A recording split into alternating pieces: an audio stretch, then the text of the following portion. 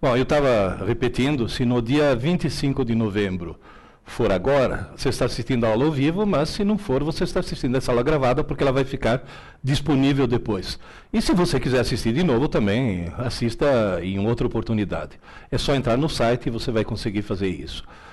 Na realidade, hoje eu estou comemorando a saída do quarto livro da coleção Neuroaprendizagem, que é justamente esse livro a respeito de inteligência em concursos. Esse livro Inteligência em Concurso, tem muita gente que me pergunta, mas já foram escritos tantos livros a respeito de concurso? Inclusive, alguns amigos meus escreveram livros fantásticos, Alberto de Lísola, Valdir Santos, tem um monte de gente que escreveu livros interessantíssimos. E por que você está escrevendo um livro a respeito disso? Porque eu descobri a absurda importância que tem no sucesso de um vestibular, no sucesso de um concurso público, o nível de inteligência do candidato. Eu vou explicar melhor, e tem cara que nesse momento está dizendo, mas se eu burro tenho chance? Sim, claro, ninguém é burro e todo mundo obviamente tem chance. Eu vou contar um pouco a história do surgimento desses livros e por que eu estou fazendo alguma coisa um pouco diferente. Em 1961 foi o ano em que eu comecei a dar aula. E foi o ano em que eu programei meu primeiro computador. Obviamente, os primeiríssimos computadores daquela época eram as famosíssimas réguas de cálculo. Eu dava aula de régua de cálculo. E régua de cálculo é uma coisa que a maioria de vocês nem sequer sabe o que é. Apesar de que tem alguns relógios chiquitosos que ainda usam régua de cálculo dentro do mostrador, para medir a velocidade do carro, etc. Mas a régua de cálculo era o típico exemplo de um computador analógico.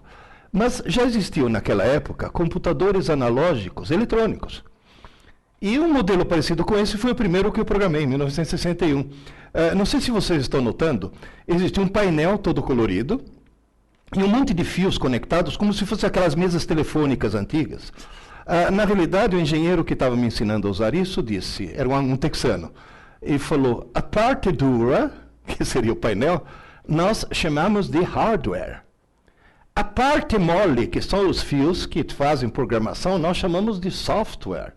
E o engraçado é que essa terminologia hardware e software continuou depois para o computador digital. O primeiro digital que eu programei foi em 1967. Eu fiz um curso na Faculdade de Higiene e Saúde Pública da USP, um curso de 40 horas. E o engraçado é que com esse curso de 40 horas, depois acabei virando, muitos anos depois, professor titular de técnicas avançadas de processamento de dados. Aqui já quero dar um alerta para todos vocês. A enorme, gigantesca importância de se transformar num autodidata. Isso é fundamental. Nesse curso, naqueles computadores gigantescos, eram aqueles como mainframe, que custavam milhões de dólares, conversando com o engenheiro, perguntei, escuta, mas nas horas vagas, o que vocês fazem? Ele falou, nós fazemos simulações para o C100. Eu vou explicar melhor. C100 era uma espécie de FUVEST da época que selecionava candidatos para as escolas de medicina. Um gênio, infelizmente já falecido, Dr. Leser, foi o primeiro cara que inventou a prova tipo-teste, mostrou que a prova tipo-teste funcionava fantasticamente no C100, e foi o cara que colocou, entre as várias matérias, o famoso teste de nível mental. Tanto é que quando depois tiraram o teste de nível mental, ele ficou enfurecido. Ele escreveu artigos a respeito disso, por uma razão muito simples. Agora eu vou explicar para vocês uma coisa interessantíssima, que naquela época me pediram sigilo porque era considerado um segredo. Mas hoje, deixou de ser um segredo, por quê? Porque naquela época se achava que inteligência fosse um fator genético, como a cor dos olhos. Se eu faço um teste de nível mental, e o coitado tem um nível mental baixo, ele fica desanimado, porque ele nunca vai... Não é verdade. Hoje nós sabemos que inteligência, talento e vocação são qualidades aprendidas. As neurociências já mostraram isso. Você vai dizer, o que é um teste de nível mental? Eu vou dar um exemplo. Por exemplo, todo mundo já viu testes desse tipo. Aqui, por exemplo, eu tenho 9 quadradinhos, só que um deles está faltando. Eu tenho que descobrir nos 5 de baixo qual é o correto. Olhando, examinando um pouco, e você deve estar conseguindo ver isso na sua tela, você vê que nos 9 quadradinhos, dentro dele tem 9 quadradozinhos e 3 elementos, o triângulo, a bolinha e a cruzinha. E esses elementos estão em posições diferentes em cada um deles. Provavelmente a resposta certa qual que é? Aquela na qual os 3 elementos estão em posições que não foram ocupadas nos 8 anteriores. Vamos começar, por exemplo, com o triângulo. Se eu pegar a resposta genérica, o triângulo pode estar em qualquer lugar. Agora, se eu olhar lá em cima, no quadradinho superior à esquerda, eu noto que o quadradinho superior à esquerda já está tomado. Portanto, eu posso, na resposta, dizer, bom, com certeza, na resposta, eu não vou ter o quadradinho superior à esquerda. Então, o que eu faço? Vamos ver no próximo. O quadradinho inferior à direita também já está tomado, então eu posso eliminá-lo. O quadradinho inferior à esquerda também já está tomado, e eu posso eliminá-lo. O quadradinho superior à direita, elimina. O do centro à esquerda, elimina. O do centro à direita, elimina. O quadradinho que está à direita, elimina. O quadradinho que está embaixo, elimina. Obviamente, a resposta tem que ter o quê? Um triângulo no qual esteja ocupando o quadradinho superior. Isso já permite, se você olhar embaixo, eliminar 3 das opções. Você vai dizer, bom, agora vou escolher entre 2. Isso no exame é fundamental, essa história de eliminar o que não pode, porque de repente faltou tempo, vou chutar. Se você já eliminou 3, você aumentou a sua chance no chute enormemente. Agora você tem uma chance em 2 em vez de ter uma chance em 5.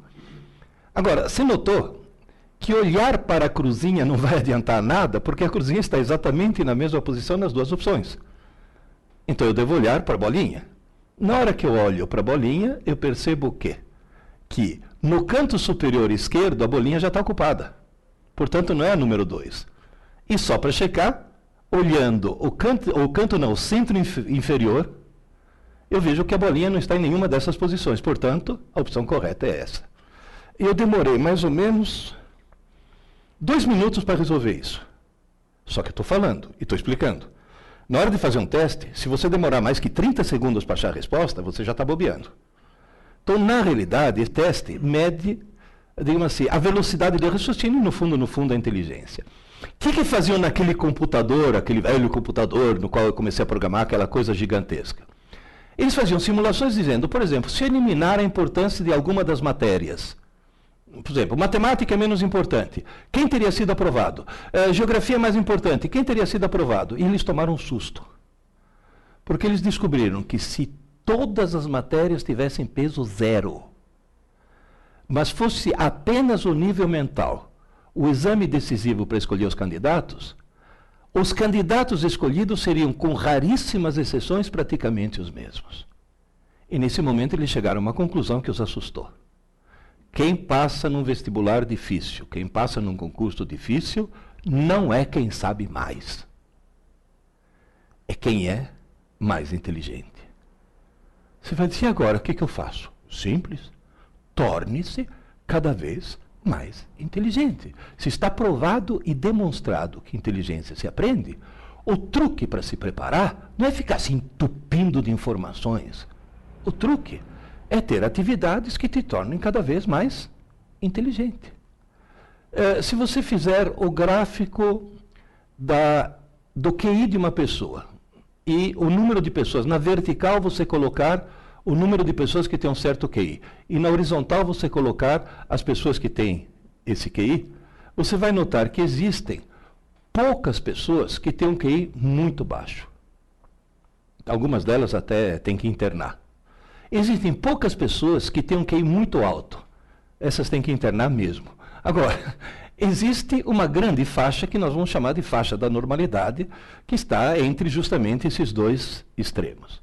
Fazendo-se um teste de QI, você pode chegar a um certo resultado. Então, por favor, entenda uma coisa importantíssima. Na frente de cada um de nós existe uma escada chamada escada da inteligência. Todo dia você pode subir um degrau. Só que cuidado, é 1 degrau por dia. Portanto, o ciclo de aprendizagem e crescimento de inteligência é algo que começa, acontece e se encerra em 24 horas. Mas eu posso subir? Claro. Posso descer? Claro. Se você quiser ficar mais burro, eu posso te dar algumas dicas. Por exemplo, tome Ritalina. Se você tomar Ritalina, porque tem cara aí concurseiro que acha que é muito esperto, a Ritalina está provado, diminui o quociente de inteligência da pessoa. Pode acalmá-la, pode fazer com que a pessoa se concentre mais porque ficou mais calma, é claro que ficou mais calma. Está drogada? Pô, e se não for um produto químico, como é que eu fico mais burro sem produtos químicos? Simples, Facebook. Passe mais de 1 hora por dia no Facebook, você vira uma besta total. O Facebook está emburrecendo as pessoas. Isso também está provado através de uma série de testes. Ô, professor, e como é que eu faço para saber se eu subi a escada? Bom, se você fizer um teste de QI hoje e outro daqui a uma semana, provavelmente você não vai notar diferença nenhuma. Mas se você fizer o que eu vou te aconselhar a fazer, o teste hoje e um teste, por exemplo, daqui a 1 ano, você vai notar daqui a 1 ano que você está com QI mais elevado, portanto, você está subindo realmente essa escada. A coisa é extremamente simples. Inteligência se aprende. A cada dia que passa, você pode ficar cada vez mais inteligente. Tem gente que diz, mas por que no Brasil as coisas não funcionam como deveriam funcionar? Se eu fizer um teste de QI na humanidade, em geral, por definição, o QI médio da humanidade foi atribuído ao QI médio da humanidade o valor 100. Tem que falar, se eu tiver QI 100, eu sou normal? Não, você é médio. Se você tiver QI 100, você é mais inteligente que metade da humanidade. Mas sinto muito, você é mais burro que a outra metade. E se você quiser realmente ter sucesso num concurso, num vestibular, trate de subir a escada. O problema é subir a escada. Se fizeram por amostragem um teste de QI na população da Inglaterra, obteve-se o valor 100. Isso mostra o quê? Que os ingleses são normais. Aí fizeram um teste de QI na população do Japão. Deu 113. Agora, cuidado. O cérebro de um japonês, biologicamente, é idêntico ao cérebro de um inglês. Portanto, se a população média do Japão tem um QI tão mais elevado que o da Inglaterra, isso mostra o quê?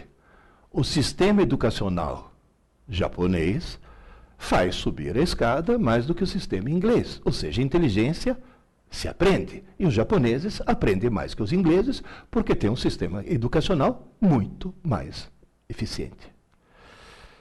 Por amostragem, fizeram um teste de QI na população do Brasil. O resultado foi catastrófico. O QI médio de 87. 87 é caso limítrofe. O que nós podemos concluir daí? O sistema educacional brasileiro faz descer a escada. Faz desaprender inteligência. Nós temos aqui nesse país um potencial fantástico, uma juventude maravilhosa que está sendo imbecilizada literalmente por um sistema educacional completamente equivocado. E você que está se preparando para um vestibular ou para um concurso, provavelmente, mas muito provavelmente, você foi vítima desse gigantesco equívoco. E está na hora de mudar um pouco esse equívoco. Você foi vítima de um equívoco terrível. Mas está na hora de melhorar as coisas. Você vai dizer, qual é esse equívoco? Uma jornalista estava me entrevistando, falou, lá em Londrina, ô professor Pierre, por que o sistema educacional brasileiro é um dos piores do mundo? Eu dei uma resposta que para um italiano é óbvia. Descobri que para os brasileiros não. Porque tem duas palavras que em italiano significam coisas diferentes, mas que em português o pessoal acha que são sinônimos. Ela achou tão estranha que colocou na primeira página do jornal. E a explicação é simples. O sistema educacional brasileiro é um dos piores do mundo, porque o Brasil tem milhões de alunos e pouquíssimos estudantes. Milhões de alunos e pouquíssimos estudantes. Qual é o problema? Os pais brasileiros, os professores brasileiros, as pedagogas brasileiras querem que você seja um bom aluno. E sabe o que bom aluno faz? Vai bem na prova, tira boas notas, passa de ano, obtém um diploma e não aprende nada. Não consegue aprender. Gente, Eu dei aula num cursinho em São Paulo, onde eu tive mais de 100.000 alunos, vindos das melhores e mais caras escolas dessa cidade. Chegavam para mim no cursinho, mentalmente virgens, sem saber absolutamente nada. Passaram direto. Por quê? Porque no Brasil a gente confunde aluno com estudante. Bom aluno não passa no vestibular. Bom aluno não passa num concurso. Quem passa num vestibular ou num concurso é bom estudante. Mas, professor, qual é a diferença? Um aluno é alguém que assiste às aulas. Ser aluno é a coisa mais fácil do mundo. Entra num curso qualquer, se matricula, encosta teu bumbum numa cadeira, pronto, você vira um aluno. Agora, estudante não. Estudante é alguém que estuda. Ué, mas se eu estou assistindo a aula e não estou estudando, este é um outro equívoco terrível. É uma das armadilhas mais terríveis que existe. Quem está assistindo às aulas não está estudando. Assistir às aulas não é estudar. E todo mundo cai nessa armadilha. Ah, na faculdade eu estudo à noite. Você assiste aula à noite. Ah, meu filho lá na escola estuda de manhã. Não, seu filho de manhã não estuda. Seu filho de manhã está assistindo às aulas. Vocês vão dizer, mas não é a mesma coisa, não. Assistir às aulas é um processo coletivo e passivo. Numa aula expositiva, o aluno ouve, vê e entende, mas é passivo. E outra coisa, normalmente numa aula tem um professor e vários alunos. Quando os alunos são pequenininhos, é uma professora para 12 alunos. Depois cresceram mais, é uma professora para 30. Depois é um professor para 50. Eu, no cursinho, eu dava aula para 200 alunos. Numa boa. Mas já eram adolescentes. Já eram gente adolescente ou até adultos. Então é um processo coletivo e passivo. Agora, pensa um pouco. Qual é o oposto de coletivo? É solitário, individual. Qual é o oposto de passivo? Ativo. Estudar, justamente, é um ato individual e ativo. Agora eu vou fazer uma pausa, porque essa é a parte mais importante que vocês têm que entender. Gente, ninguém está estudando se não estiver sozinho. É individual. Não existe grupo de estudos. Isso é uma contradição em termos. Se é grupo, não é estudo. Estudo é individual. Cada um por si. E além de ser individual, é ativo. Ninguém está estudando se não tiver uma caneta ou um lápis na mão e não estiver escrevendo. Eu vou repetir. Escrevendo. À mão. Gente, vocês estão falando com um homem de 70 anos que começou a dar aula com 18, que já deu aula para criança e já deu aula na pós-graduação para médico psiquiatra. Vocês estão falando com um homem que só no curso pré-vestibular teve mais de 100.000 alunos. Por favor, ouçam. Não existe outra forma de se estudar que não seja escrever. Tem cara que fala, não, mas espera aí, eu estou lendo um trecho do Código Penal, eu não estou estudando o Código Penal, não. Você não está estudando, você está lendo e não vai gravar nada. Ué, como é que eu faço? Simples. Pega o texto, pega uma caneta, ou um lápis, um papel, e vai lendo. Tudo que for importante, escreva. É importante? Escreva. Tem que falar, como é que eu sei o que é importante? Simples. Faz de conta, na hora de escrever, que você está preparando uma cola. Na hora de preparar uma cola, surge lá de dentro um poder de síntese que você desconhecia. Tanto é que quem prepara a cola bem feita não precisa puxar, porque só o ato já funciona. E agora, cuidado por uma outra coisa importantíssima. Eu falei escrever, eu não falei digitar. Se você escrever, vai para o teu HD. Se você digitar, vai para o HD do computador. E na hora de fazer um vestibular, um concurso, o computador que você leva é esse. Ah, mas isso está provado cientificamente ou é uma opinião sua? Não, não é opinião minha. Está provado cientificamente. Agora vai. 5 minutos, já que eu sou químico e físico, 5 minutos de química e física. A molécula que vocês veem à esquerda é uma molécula de glicose que foi alterada. Um dos grupos hidroxila foi substituído por flúor 18. Flúor 18 é um isótopo radioativo que decai para oxigênio 18, emitindo um neutrino e um pósitron, ou seja, um elétron positivo. O que é um elétron positivo? É o elétron da antimatéria. Toda vez que um elétron positivo da antimatéria encontra um elétron negativo da matéria, os dois se aniquilam, desaparecem. Nessa altura, Lavoisier dá 3 voltas no túmulo. A matéria desaparece e surgem 2 pulsos de energia, 2 raios gama que saem um para cada lado. O que eu faço? Como o maior combustível do cérebro é açúcar, eu dou para o cidadão açúcar, uma solução de açúcar, água com açúcar, só que com esse açúcar. E coloco o cidadão exatamente no centro de um detector circular de raios gama. A região do cérebro que mais consome açúcar vai produzir mais esses pares de raios gama, que como não chegam exatamente no mesmo instante, a diferença de tempo permite localizar de onde partiram. E a quantidade de aniquilações que acontecem permite determinar quanto açúcar aquela região do cérebro está consumindo. Ou seja, eu quase que consigo fotografar o pensamento. Por exemplo, nesse exato momento, agora, vocês estão me ouvindo. Se vocês estão me ouvindo, no hemisfério esquerdo do teu cérebro, nessa posição mais ou menos, na região de Wernicke, está acendendo. E o que estou falando está acendendo mais na frente, a região de Broca. Se você está de olhos abertos olhando, está acendendo aqui o lobo occipital. E se você está pensando, obviamente, acende o lobo pré-frontal.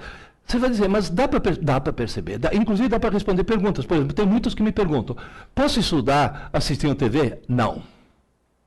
Posso estudar com o computador ligado? Não. Posso estudar ouvindo música? Sim. Nessa altura a pessoa fala, como assim? Veja bem, se você pegar um cérebro em repouso, aquela figura lá embaixo, você está notando que o vermelho, a maior atividade, acontece no lobo occipital, que é justamente o cara está de olhos abertos, está processando a imagem. Se você estiver estudando, usando só linguagem, português e matemática, que são as 2 linguagens, acende somente o lado esquerdo. E se você estiver ouvindo música, acende só o lado direito. Agora, veja bem, se você estiver estudando em silêncio, o lado esquerdo está trabalhando a toda. O lado direito não tem o que fazer, fica enchendo o saco. Então você está lá, olha, porque as placas tectônicas, olha a borboleta azul. É o lado direito enchendo. Então o que você faz? Liga uma música e mantém o lado direito ocupado enquanto o lado esquerdo está estudando. Mas cuidado, quando eu falei liga uma música, nessa música não pode ter ninguém cantando no idioma que você conheça. Porque se você conhecer o idioma, invade o lado esquerdo e a letra da música atrapalha aquilo que você está estudando. Está bem claro isso? Ah, eu quero ouvir rock com um vocalista. Ótimo. Tem ótimas bandas de rock húngaro. Porque nenhum húngaro entende o que outro húngaro está falando. E note uma coisa interessante, esse PET, né, o Positron Emission Tomography, é tão sofisticado que se você está ouvindo jazz, acende aqui. Se você está ouvindo Mozart, acende aqui. Ou seja, são regiões do cérebro diferentes que foram treinadas de forma diferente para ouvir tipos de músicas diferentes. Agora, se você estiver ouvindo funk, não acende absolutamente nada, porque não há necessidade de cérebro para ouvir funk. Isso já é um outro problema. Agora, essas experiências todas mostram uma coisa interessantíssima. Quanto mais regiões do cérebro você acender, mais chance você tem de gravar alguma coisa. Moral da história. Se você escrever, por exemplo, BA, manuscrito, um monte de regiões no teu córtex motor se acendem. Se você simplesmente digitar não acende quase nada. Digitar não serve. Você tem que escrever. Escrever e muito. Teve um amigo meu, professor. Me ajuda aí. Falei, o que foi? Estou me preparando para um concurso público, estou estudando 14 horas por dia, estou me matando de estudar, e não rende, chega no fim do assunto, já esqueci o começo. Onde estou errando? Falei, bom, primeiro erro é estudar 14 horas por dia. Só um louco faz isso. Nenhum cérebro humano consegue transformar 14 horas de informação em 14 horas de conhecimento. Portanto, o trouxa que estuda 14 horas por dia está jogando fora um monte de seu tempo. Ah, mas eu falei, bom, vou fazer uma coisa, eu vou na tua casa, vou ver como é que você está estudando. Fui na casa dele. Falei, querido, Você não está estudando 14 horas por dia. Você está jogando na lata do lixo 14 horas do teu dia. Ou por quê? Você só está lendo. Ah, mas ler não é estudar? Eu falei, não. Tanto é que tem cara tão trouxa que faz curso de leitura dinâmica só para jogar seu tempo fora mais depressa. Porque ler não é estudar. Estudar é escrever. Aí ele falou para mim, mas eu escrevo. Eu falei, deixa eu ver o caderno. Caderno, Pierre, é coisa do passado. Agora eu estou anotando tudo no meu notebook. Eu falei, isso, seu trouxa. Manda agora teu notebook e fazer exame no teu lugar. Eu peguei o notebook dele, joguei no lixo, suavemente, porque ele ia pegar de volta. Entreguei um lápis, falei, escreva. E me mandou um e-mail. Pierre, você mudou minha vida. Tudo que estava no notebook, eu passei por caderno. Incrível. Agora eu não consigo mais esquecer as coisas. Nota que ele não falou agora eu consigo lembrar. Agora eu não consigo mais esquecer. Portanto, queridas e queridos, não tenha preguiça de escrever. E mais uma coisa, hein? Ler numa tela que emite luz não dá nem 30% da retenção do que ler em papel que reflete luz. Portanto, se você tiver um texto interessante na internet para ser estudado, imprima. Duas vantagens. Uma, ler em papel é muito melhor, mas é melhor mesmo. Tem vários estudos que mostram isso. E outra, se está em papel, você vai poder ao lado fazer anotações. Cuidado, eu falei escrever, não falei sublinhar. Hein? Sublinhar não adianta nada. Tem que escrever. Mas isso é perda de tempo. Tudo bem, então continua perdendo 14 horas por dia. Continua jogando na lata do lixo 14 horas do teu dia. Não adianta nada. Não adianta absolutamente nada. As pessoas no Brasil não sabem estudar. Tenta imaginar o seguinte. O sujeito entrou na faculdade de Direito da USP. Vai fazer Direito no Largo São Francisco. Passou por um vestibular altamente competitivo. Portanto, é alguém que já subiu bastante na escada da inteligência. Aí ele passa 5 anos da vida dele estudando Direito, com a família sustentando. Quer dizer, não precisa nem trabalhar durante o curso superior. Coisa que eu tive que fazer. Se forma bacharel em Ciências Jurídicas. Você vira o diploma dele? Tem o histórico escolar, a nota mais alta dele é 8. E aí ele vai prestar exame na OAB. Faz o famoso exame da OAB. E consegue um feito inacreditável. Consegue ser reprovado. Quanto por cento? 20% dos formados no Largo São Francisco da USP são reprovados no exame da OAB. 40% dos formados em faculdades de direito federais são reprovados no exame da OAB. E 82% dos bacharéis em direito no Brasil inteiro são reprovados no exame da OAB. E agora vem a pergunta, por quê? Vamos pegar esse caso da USP? Pergunta número 1. É alguém lesado mentalmente? Não. Passou num vestibular bem competitivo. Pergunta número 2. É alguém que fez direito na Unisquina? Não, fez direito no Largo São Francisco. E por que ele foi reprovado? Simples, porque ele cometeu o maior erro que qualquer estudante brasileiro pode cometer. Estudou para a prova. Quem estuda para a prova monta um castelo de cartas na cabeça, consegue tirar nota e não consegue aprender nada porque logo em seguida esquece tudo. Portanto, cuidado com uma coisa. Se você nesse momento está estudando para passar num vestibular ou está estudando para passar num concurso, esquece, você não vai passar. Agora, se você estiver estudando para aprender de forma definitiva e para sempre, aí você vai passar. Porque a cada coisa nova que você aprende, você fica mais inteligente, e quanto mais inteligente, mais chance você vai ter. Mas quando eu falo a cada coisa nova que você aprende, é aprender contextualizando e aprender para sempre. Você vai dizer, professor, qual é o mecanismo para se aprender para sempre? É usar o cérebro. Eu dividi o cérebro humano em 3 partes para simplificar. Na realidade é muito mais complicado do que isso, mas só para simplificar agora. Essa parte azul é o cerebelo, a parte amarela é o sistema límbico e a parte vermelha é o córtex. Só para vocês terem uma ideia, os meus alunos da engenharia da computação calcularam que para obter o hardware correspondente ao córtex humano, eu deveria ligar em rede pelo menos 15 mil computadores de última geração. Portanto, dentro da cabeça, meu querido, você tem 15 mil computadores de última geração. Usa esses computadores, faz esses computadores funcionarem da forma adequada. Para com essa mania de estudar para a prova, para com essa mania de achar que memória, que tem que decorar as coisas. Torne-se mais inteligentes. Como? Aprendendo da forma correta. E qual é a forma correta? Bom, vamos lá. No cerebelo, que é essa região azul, você aprende coisas que têm muito a ver com habilidade física, tem a ver com equilíbrio e com ritmo. Por exemplo, no cerebelo, você aprendeu a andar de bicicleta. Agora, veja bem, o que a gente aprende no cerebelo é uma coisa que é difícil de se aprender, porque ninguém sai pedalando na primeira, quando vai andar de bicicleta, porém, uma vez que você aprendeu, você não esquece nunca mais. Portanto, o que você aprende no cerebelo é aprender de verdade, aprender para sempre. Só que tem um detalhe. Eu acho que nos concursos e nos vestibulares é meio difícil te pedirem andar de bicicleta para saber se você está habilitado para ocupar o cargo ou não. Moral da história, nós temos que colocar as coisas na região vermelha, no córtex.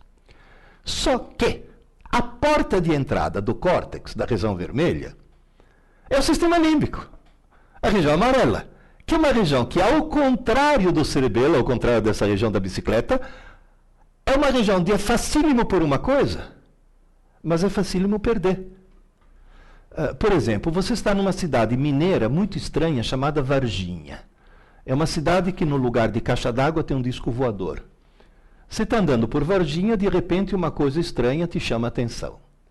Se chama a atenção, imediatamente essa coisa estranha é passada para o sistema límbico.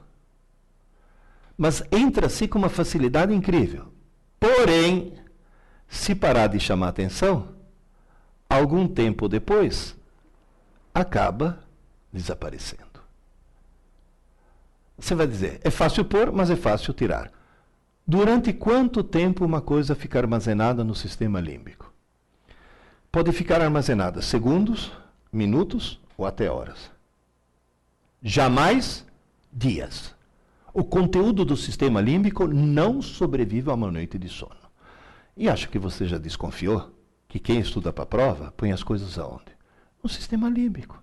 O tempo suficiente para tirar nota e esquece em seguida. E você já notou que quando o pilantra estuda em cima da hora para tirar nota, normalmente ele estuda quando? Não é no dia anterior. Ele acorda mais cedo para fazer a prova porque sabe que uma noite de sono pode estragar o que ele estudou no dia anterior, porque ele colocou tudo no sistema límbico. Você vai dizer, e como é que eu guardo uma coisa para sempre? Põe no córtex, na região vermelha, põe nos 15 mil computadores. Mas como é que faz isso? Simples. Vamos pegar um exemplo genérico. Você está numa aula de biologia e o teu professor diz, para de falar que aranha é inseto. Inseto tem 6 patas, que nem a formiga. Aranha tem 8, é aracnídeo. Bom, essa informação importantíssima, diga-se de passagem, a respeito da aranha, é uma informação que você recebeu como aluno, porque foi numa aula. Se foi como aluno, ela imediatamente vai para o sistema límbico, mas ela está condenada a desaparecer. Essa noite vai desaparecer durante o sono. Ah, mas eu quero gravar. O que eu faço? Tem um truque. Aquela informação recebida durante uma aula, que pode ser presencial, pode ser à distância, pode ser uma aula que você mesmo está dando para si mesmo, lendo um livro, mas a informação recebida, se no mesmo dia, insisto, tem que ser no mesmo dia. Se ela for trabalhada ativamente como estudante, veja bem, se é estudante tem uma pessoa só, não tem grupo de estudo. E se ativamente é alguém que tem um lápis na mão. Que esse alguém acaba fazendo? Pega um pedaço de papel e começa. 1, 2, 3, 4, 5, 6. Vai desenhando 6 patas da formiga e escreve embaixo. Isto é uma formiga, e se é uma formiga, ela tem 6 patas. Aí ele desenha uma aranha. E a aranha tem 1, 2, 3, 4, 5, 6, 7, 8 patas. Portanto, a formiga é um inseto, a aranha é um aracnídeo. Esse ato de pegar um lápis, e fazer isto. E note que não precisa fazer o tratado sobre a aranha e a formiga, não. É quase como se fosse uma cola. Essa coisa esquemática faz com que você deixe de ser aluno e nesse momento você vire estudante. Agora tem um detalhe. Por que tem que ser no mesmo dia?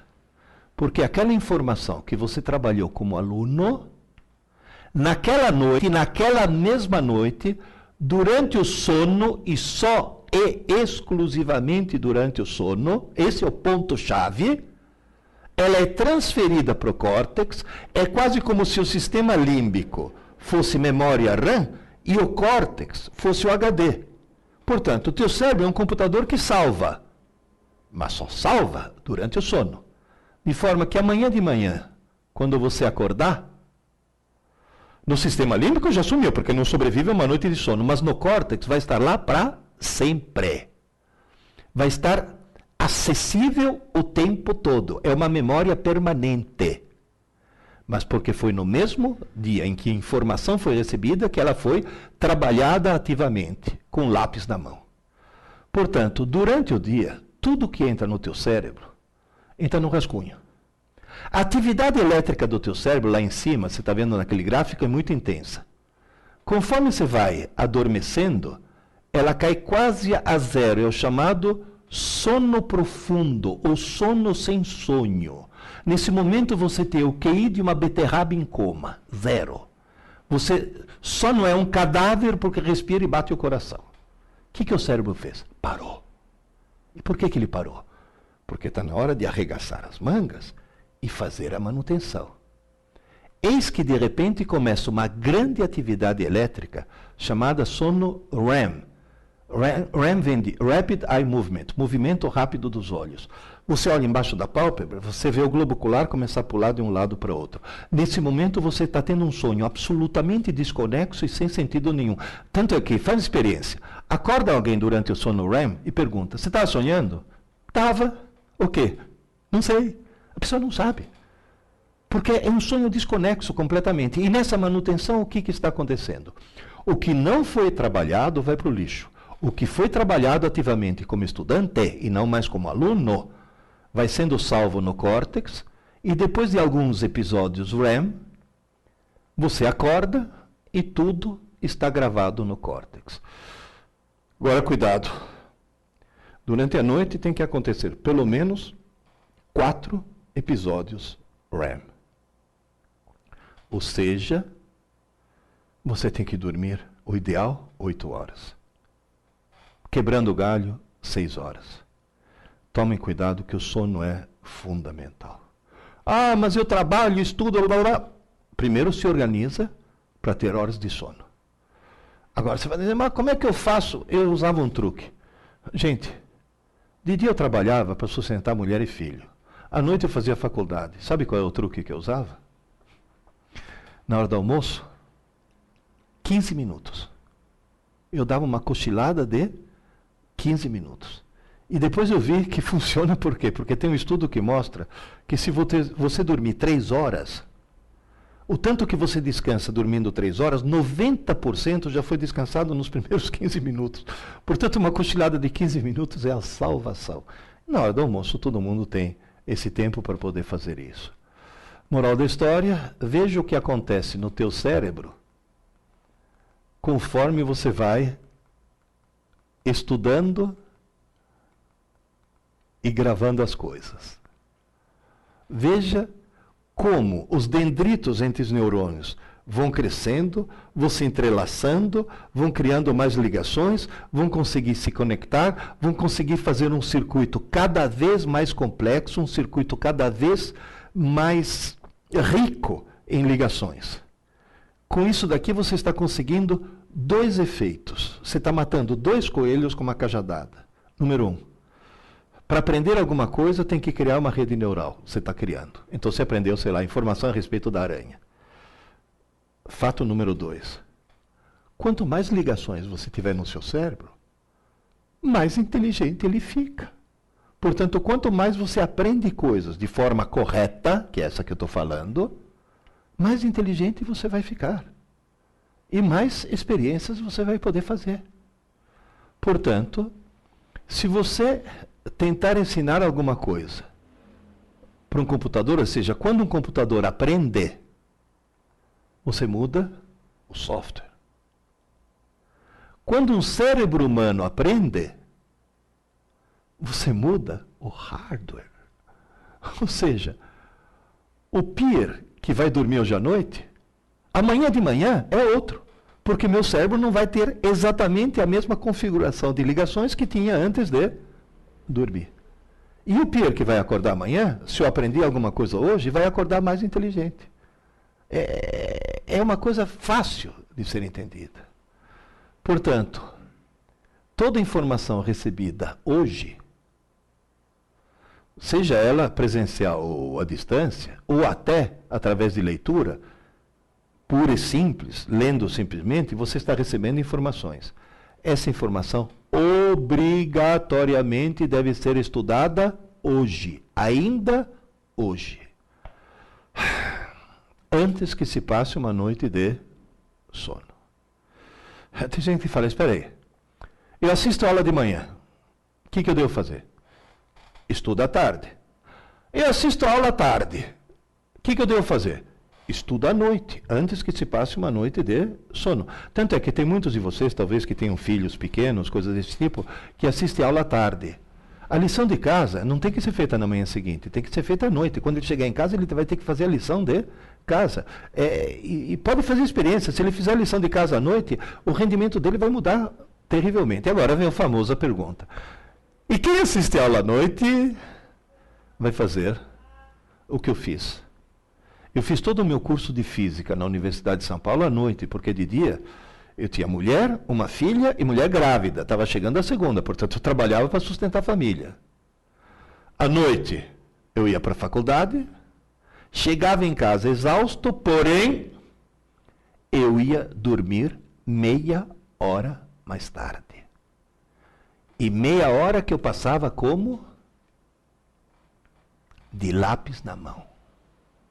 Escrevendo.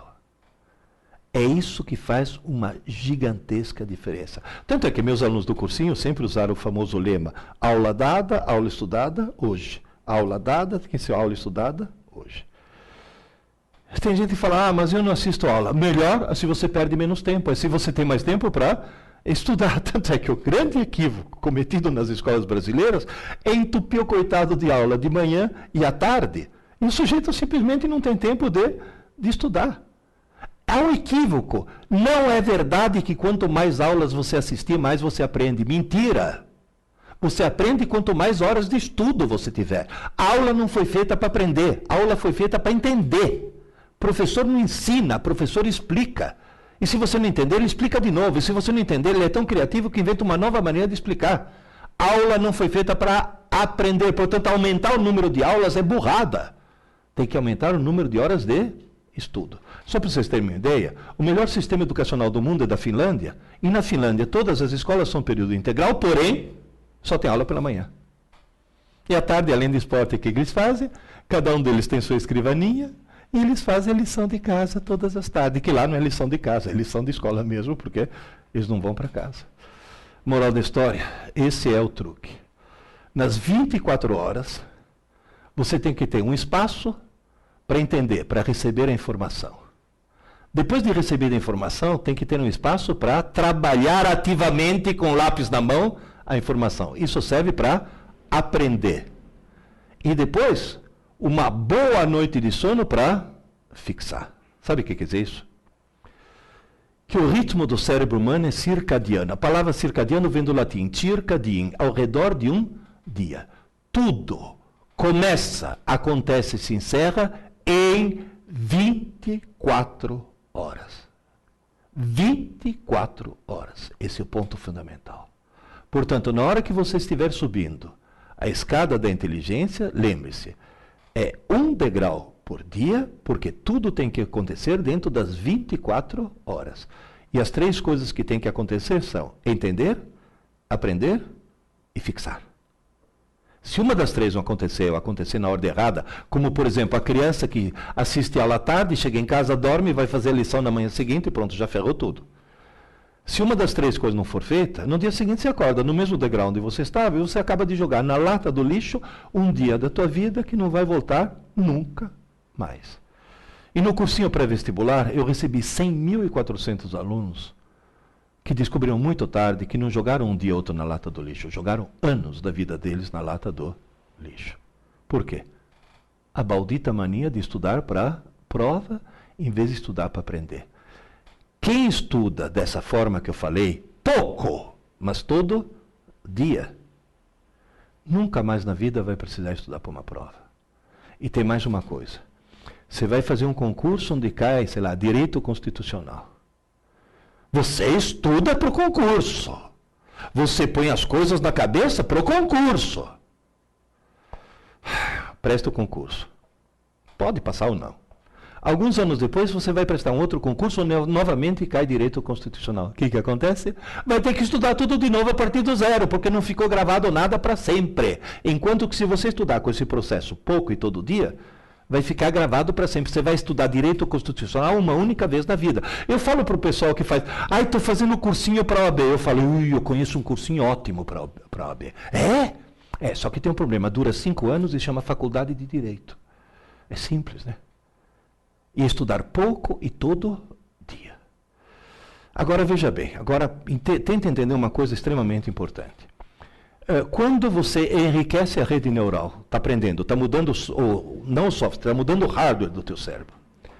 O enzima que permite fazer os dendritos crescerem, ele se esgota em aproximadamente 40 minutos. Portanto, aí vem um truque. Se você for estudar intensivamente, faz uma coisa. Estude meia hora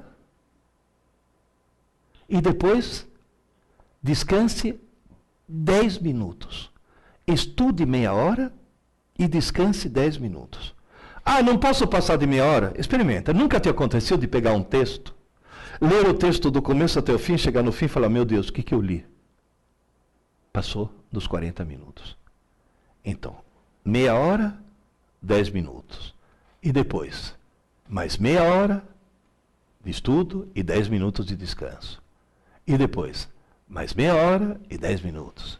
E vai indo até chegar mais ou menos a umas 3 horas e meia de estudos. Só que nessas 3 horas e meia de estudos, tem mais uma hora que foi intercalada, que é justamente o tempo de descanso. Mas desse jeito eu fiquei 4 horas e meia ocupado e só aproveitei 3 e meia. Não adianta. Você ficar sentado, amarrado numa cadeira, estudando, sem dar esses 10 minutos, você está jogando o teu tempo fora. Depois você vem e fala, não rende. O truque é esse. Meia hora, 10 minutos, meia hora, 10 minutos, meia hora, 10 minutos. E nesses 10 minutos, o que eu faço? Faz alongamento, vai tomar água, vai no banheiro fazer xixi, vai fazer qualquer coisa, menos atividade intelectual. E outra coisa, entre no MST, movimento do sem tela. Nesses 10 minutos não vai me ligar o Facebook ou coisa desse tipo, porque os 10 minutos viram 20, viram 30, ou coisas desse tipo. Vamos dizer, professor, tudo isso que o senhor está falando funciona? Há muito tempo atrás, eu fiz uma brochurazinha, uma apostilinha, chamada Aprendendo Inteligência, que justamente se tornou o volume 1 da coleção de neuroaprendizagem. Mas assim, impressa em papel, capa em papel e tudo mais. E passei isso, depois de palestra, para os meus alunos no cursinho.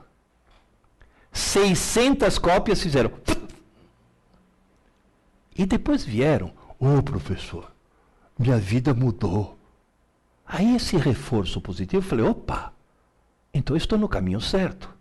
O que eu fiz? Já fiz uma edição, esse ainda com a capa branquinha, um pouco mais chiquitosa, Deu muito certo. Mas, gente, eu tenho absoluta convicção que eu estou falando dá certo, porque as pessoas que leram esse livro, Aprendendo Inteligência, depois me dão retorno. Estão dizendo, mudou. Minha vida mudou.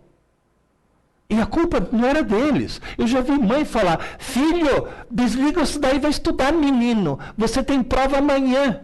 Essa mãe acha que está ajudando o filho. Essa mãe está cometendo um crime hediondo. Essa mãe devia ser presa sem direito à fiança. Essa desgraçada está arruinando a vida do filho. Porque a frase certa seria, filho, Desliga isso daí e vai estudar, menino. Você teve aula hoje.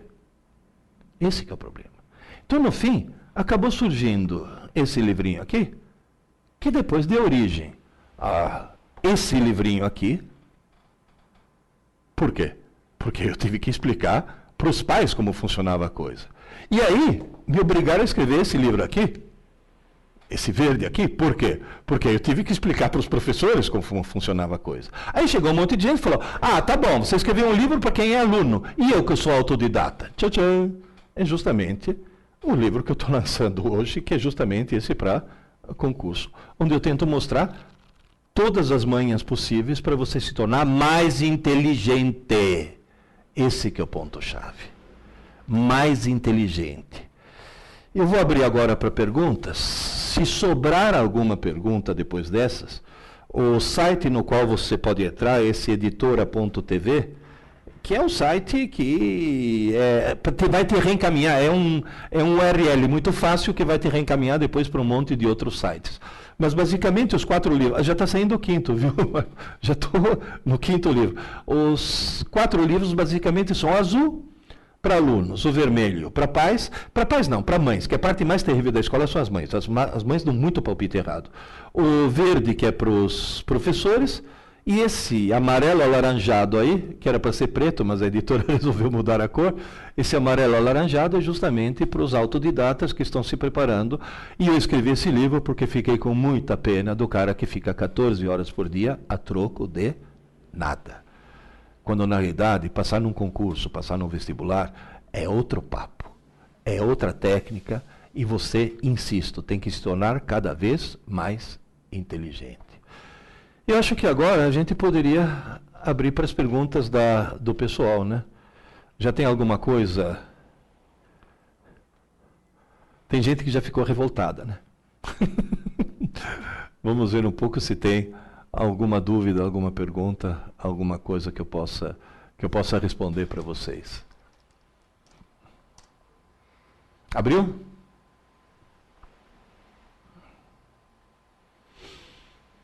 Eu espero que vocês tenham entendido. Tem muito mais coisa a ser falada. Eu já estou combinando outras aulas que a gente vai fazer aqui para entrar em mais detalhes a respeito, mas, na realidade, é extremamente importante que você perceba que você tem que mudar o teu cérebro. Não é pegar o cérebro que você tem e entupir de informações. Não. É pegar o cérebro que você tem e torná-lo cada vez mais rico em ligações, cada vez mais complexo, de maneira que ele fique mais inteligente e, portanto, aquelas informações sejam processadas melhor, mais contextualizadas e, principalmente, mais rápidas. Esse que é o ponto-chave. Maior velocidade de raciocínio. Chegou alguma pergunta? Sim. A Kaline pergunta, existe alguma técnica para aprender em curto tempo, em tempo mais curto? Não. Não. Desculpe eu tirar a tua ilusão, mas não. E eu vou explicar a razão neurológica para isso.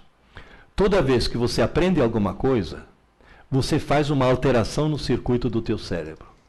O que acontece é que o teu cérebro, por um mecanismo de defesa próprio, para manter a integridade da personalidade, ele admite poucas mudanças a cada 24 horas. Portanto, aquela escada que eu mostrei, os degraus são baixinhos. O processo é bastante gradual. Só para vocês terem uma ideia, como é o nome dela? Kaline, né? Kaline. Kaline, se você assistiu aquele filme Rain Man, com Dustin Hoffman e o Tom Cruise, naquele filme aparece um cara que existiu de verdade, que conseguiu memorizar 3.000 livros. E muito rapidamente, sabe como? O médico descobriu que com o olho esquerdo ele gravava a página da esquerda e com o olho direito ele gravava a página da direita. E se você chegasse depois para ele e falasse a crítica da razão pura de Kant, volume tal, página 15, ele falava tudo. Agora eu te pergunto, você acha que esse cara passaria num concurso? Você acha que esse cara passaria no vestibular? Claro que não, era um débil mental. Na realidade, por que ele se tornou um débil mental? Porque justamente o cérebro dele começou a sofrer muitas mudanças e muito rapidamente, roubando a integridade de uma personalidade e de outras habilidades, que acabaram desaparecendo, foram canibalizadas por essa habilidade em memorizar coisa. Mais uma pergunta, o Lélio pergunta, jogos estratégicos como xadrez e damas e Go ajudam a melhorar a inteligência? Muito, muito. Muito. Ao contrário de muito videogame. Tem alguns videogames também que ajudam a melhorar a inteligência, mas são raríssimos. E olha que eu estou falando de cátedra, porque quando eu era jovem, eu não jogava videogame, eu criava videogame. Então são raríssimos. Agora, esses jogos estratégicos, War, Go, Damas, xadrez, principalmente o xadrez, são jogos que desenvolvem muita inteligência. Mas, mais uma vez, cuidado, não vamos cair no Rain Man. Porque tem cara que joga xadrez com tanta intensidade, com tanta concentração, e só exclusivamente xadrez, que se torna o quê? Uma máquina de jogar xadrez, e é um cara que simplesmente não se desenvolve intelectualmente e outras coisas. Então é bom ir variando, é bom ir fazendo várias coisas diferentes. Excelente. João Neto pergunta, Pierre, qual a diferença desse livro para concursos para o livro azul para estudantes? No livro azul para estudantes, eu parto do princípio que o sujeito certamente teve uma aula, e o que fazer depois dessa aula. No livro de concurso, eu mostro que ele pode ou não ter tido essa aula, e no livro de concurso eu mostro, digamos assim, para um público mais adulto, um público mais amadurecido, eu mostro a enorme, gigantesca importância, de aumentar seu nível de inteligência, porque isso que é fundamental. 2, de começar a fazer exercícios mentais. E 3, eu mostro uma coisa, que no outro livro, no azul, não tinha muito sentido. Quais são as técnicas a serem usadas durante a prova? Durante a prova, porque durante a prova, tem gente, por exemplo, muito bem preparado, que durante a prova dá o famoso branco, se perde, está nervoso, coisa desse tipo. Então eu mostro o que fazer durante a prova. Vou dar um exemplo rápido. Você está numa sala no meio de concorrentes. Estatisticamente, você passa mais tempo cabisbaixo do que com a cabeça levantada pensando. Mas isso não é só você, todos os outros. Portanto, estatisticamente, na hora que você levanta para pensar, você vai ver um monte de gente cabisbaixo. O que vai passar na tua cabeça? Só eles estão fazendo, eu estou aqui perdendo tempo. Aí começa a dar aqueles pânicos idiotas. Então, é como você se acalmar. Inclusive, tem uma maneira muito fácil de você criar pânico nos concorrentes que estão na sala, viu? Porque você elimina alguns. Qual que é? Por mais que você esteja se ferrando, por mais que a prova seja difícil, de 3 em 3 minutos, bem discretamente, faz yes! E continua fazendo a prova. Os outros ficam destruídos, falam, meu Deus do céu, esse cara daí está sabendo tudo. Aí você destrói os outros moralmente, pelo menos. Daniel pergunta, professor, quem estuda sozinho não passa da etapa 1, que é entender, uma vez que não assiste aula. Nesse caso, o ato de entender a matéria passa pela leitura? É fundamental a leitura. Ninguém sobe a escada da inteligência se não for um leitor. Ninguém é um leitor se não for alguém que lê muito. E ninguém lê muito se não for alguém que lê por prazer. Portanto, queridas e queridos, a leitura não interessa do que. Pode ser até 50 tons de cinza. Que é aquela espécie de Sabrina pornô que lançaram, que fez um grande sucesso. Pode ser leitura de qualquer coisa. A leitura é fundamental, desde que você goste. Porque na hora que você gosta, o que acontece? Você lê muito. Quanto mais você lê muito, mais você decodifica, mais interpretação de texto você tem, mais vocabulário você tem, mais coisas vão acontecendo e, principalmente, mais inteligente você se torna. E a inteligência, muitas vezes, permite com que você construa o conhecimento em vez de recebê-lo. Eu vou dar um exemplo simples. Eu estava brigando com os meus alunos porque eu falei que eles tinham um vocabulário muito limitado. Porque eles liam muito pouco. Aí um dos meus alunos me desafiou assim, falou, aí o senhor tem vocabulário? Eu falei, eu tenho um vocabulário maior porque eu leio mais do que vocês. Aí ele abriu o vocabulário, ele tinha um daqueles, abriu. Então me diz aí, o senhor sabe o que é bradipneia? Eu falei, não. Haha! Eu falei, não, espera aí. Eu não sei, mas vamos pensar um pouco. Eu sei que o contrário de taquicardia é bradicardia.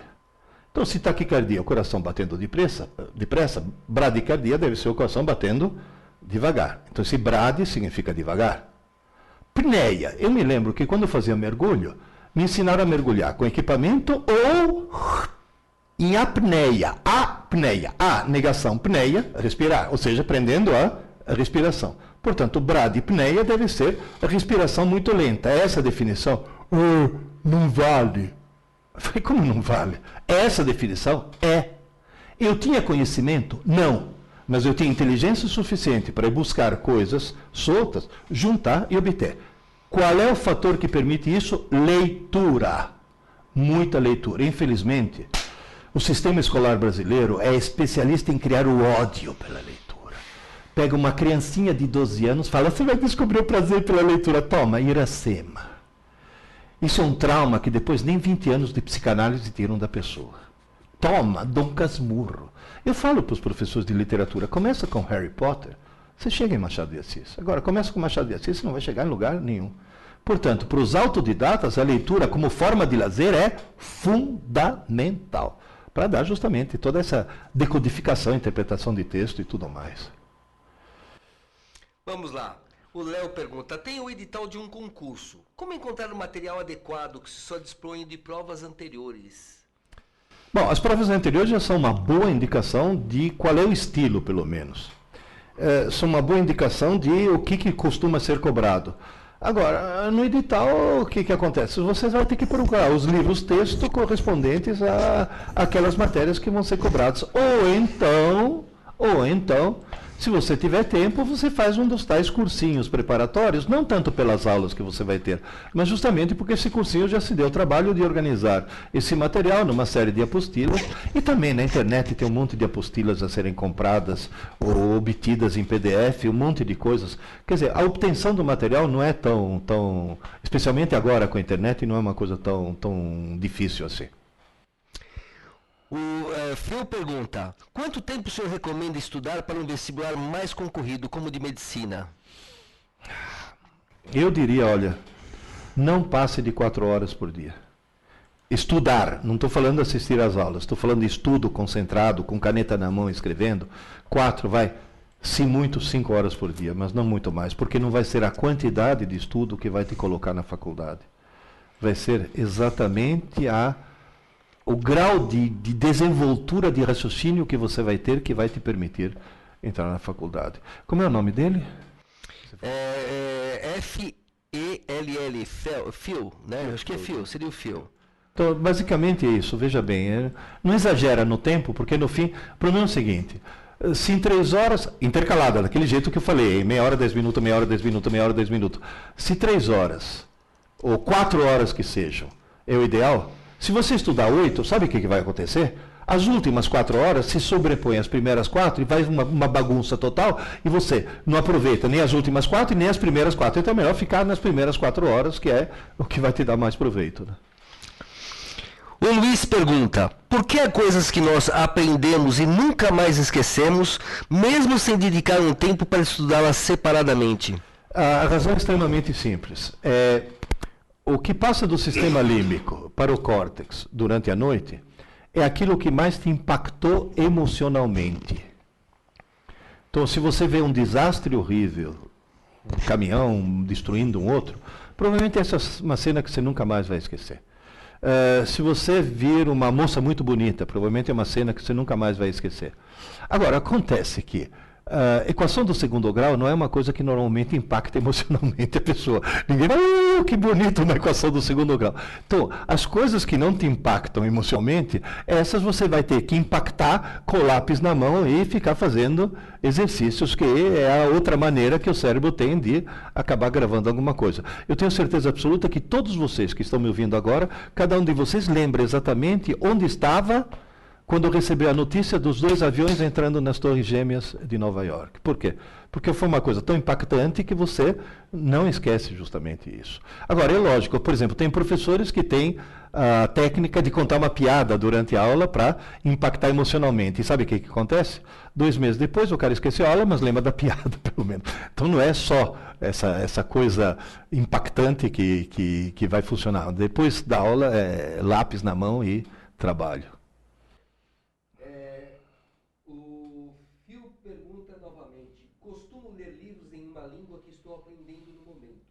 Posso ler esses livros durante os intervalos de estudo? Sim. Sim, porque quando for outra língua que não o português, que é o que você está usando para estudar, você está usando uma outra rede neural, uma outra região de redes neurais, portanto você não está cansando, ou pelo menos não está impedindo que descansem aquelas redes neurais que você estava usando na hora de estudar. Então, e eu vou, já que estamos no assunto, para você aprender um outro idioma, tem uma dica fantástica. que funcionou para mim. Hoje eu falo 5 idiomas. Assista filmes em DVD no idioma original, com a legenda no idioma original também. Tanto o filme no idioma original e a legenda também no idioma original. Isso permite com que você vá mergulhando muito e leia livros no idioma que você quer aprender. Você fala, mas se eu pego um livro no idioma que eu não aprendo, não sei nada, teu cérebro aprende. É impressionante como contextualizando o cérebro consegue descobrir as coisas. Quando você aprendeu a falar português, você não tinha um dicionário, não tinha legenda, Gugu Dadá traduzindo o que você estava falando. E você, simplesmente, você aprendeu contextualizando, né? Essa maneira de aprender o idioma. O Alessandro pergunta, eu posso utilizar mapas mentais? Funcionaria? Teria alguma técnica? Olha, realmente, com relação aos mapas mentais, eu tenho um pé atrás, deixa eu explicar por quê. Porque é tanta técnica essa de montar o mapa mental, que o sujeito fica mais preocupado em montar o mapa segundo a técnica do que com o conteúdo do próprio mapa. Tem até uma experiência feita numa universidade americana, em que o mesmo texto foi dado por um grupo que estudou de maneira tradicional, qual aquela fazendo resumo, lápis, e um grupo que fez os tais mapas conceituais, os mapas mentais, Muito bem. Depois de um mês cobraram aquele conteúdo, o pessoal que estudou da maneira mais tradicional teve um resultado melhor do que o pessoal que fez os tais mapas mentais. Então, os mapas mentais funcionam se o sujeito já estiver usando há muito tempo, portanto é uma coisa automática, em que ele não está preocupado com o mapa mental, ele está preocupado com o conteúdo daquilo que ele está colocando no mapa. Entendeu a diferença? É a mesma coisa que, sei lá, eu sou um péssimo jogador de tênis. Só que eu ganho quando eu vou jogar com um cara melhor do que eu. Por quê? Eu perco o primeiro set, tudo bem, sempre perco, sou péssimo. Aí eu viro pro cara e falo, você joga bem pra caramba, mas já descobri o teu segredo. Já sei por que você joga tão bem. Eu descobri que você põe o polegar, a tua empunhadura, o polegar toma uma posição que é justamente o que te dá mais força lá na pancada, tá? O segundo set eu ganho, porque o cara fica olhando para o polegar dele em vez de ficar olhando para a bola. O truque é extremamente simples. Se você faz um mapa mental com a preocupação, será que estou fazendo um mapa segundo o conceito adequado do mapa, não sei o que, esquece. É o conteúdo daquilo que está lá que acaba interessando. Cristiano pergunta, como fazer para armazenar o conteúdo de uma determinada matéria? Como determinar o que aprender? É aquilo que eu falei no começo. Como é o nome dele, Cristiano? É, o Cristiano. Cristiano, eu cheguei no Brasil, eu sabia falar bom dia, obrigado e alfinete só. Eu tinha 12 anos, não sabia falar português. E me botaram na escola mesmo assim, eu tive que me virar. Um belo dia, eu entro na sala de aula, eu não conhecia ainda os mecanismos brasileiros. Entrei na sala de aula e vi todo mundo alvoroçado. Falei, nossa, os nativos estão irrequietos hoje, deixa eu ver o que está acontecendo. E aí fui ver, estava todo mundo escrevendo com uma letra muito miúda em pedacinhos de papel muito pequenos. Falei, deve ser um ritual religioso, né? De repente, eles fazem um pedido por embaixo do santinho, né? Mas eu perguntei para o colega, falei, mas sente, mas que coisa é com isso? Ele olhou para mim e falou, cola. Falei, e o que é cola? Falei, é para consultar durante a prova. Falei, e o professor deixa? Ele falou, não. Aí eu fiquei estarrecido, eu descobri que tem gente que acha que está na escola para tirar nota, e não para aprender. Mas aí, em Roma, faça como os romanos, em Piracicaba, onde eu estava, faça como os piracicabanos. Preparei minha cola. Preparei uma cola sanfona, a 4 cores. Na primeira página da cola tinha índice, sabe? Cola tal, página tal, cola tal, página tal. Adivinha o que aconteceu? Não precisei puxar. Porque o trabalho que eu tive foi o suficiente. A partir desse dia, sabe o que eu comecei a fazer? Toda tarde, quando chegava em casa, eu me perguntava, se as aulas que assisti hoje caísse numa prova amanhã, que cola eu prepararia? E preparava a cola. E jogava numa gaveta. E nessa gaveta só entrou e nunca saiu. Você está vendo um homem na tua frente que nunca precisou colar na vida. Por quê? Porque passou a vida preparando cola. Então, se você quer saber o que é realmente importante, olha para aquilo e fala, eu vou fazer de conta que eu vou preparar uma cola. Eu vou fazer de conta que na prova que vai cair esse assunto, eu tenha sido autorizado a preparar uma cola. E na hora de preparar a cola, o que é realmente importante você acaba pondo. Mas tem gente que é tão imbecil que xeroca a cola do outro, né? Mas aí tudo bem, aí é outro problema. Daniel pergunta, essa leitura deve ser também uma leitura atenta e escrita, tal como o período de estudo, e deve também ser quebrada a cada 30 minutos? Não, Não, a leitura por prazer pode tocar em frente. Pode tocar em frente porque essa é uma leitura que você não está querendo que aquilo fique gravado permanentemente do teu cérebro. Na realidade vai acabar sendo gravado porque se é uma leitura prazerosa, a emoção, o prazer de descobrir a história, não, agora vai acontecer isso, vai acontecer aquilo, esse prazer de descobrir a história é suficiente para motivar teu cérebro a acabar gravando a maior parte disso daí. Mas na realidade é uma leitura, insisto, que deve ser uma leitura por prazer, porque você está se divertindo. Ou seja, se você conseguir fazer com que tua principal forma de divertimento, a segunda, né? A primeira é sexo, mas a segunda forma de divertimento mais interessante seja a leitura, intelectualmente você está feito. Felipe pergunta, professor, costumo ler muitas matérias, livros e assistir palestras sobre os assuntos que gosto. Para gravar isso, devo sempre fazer um resumo escrito sobre tudo que vejo no meu dia?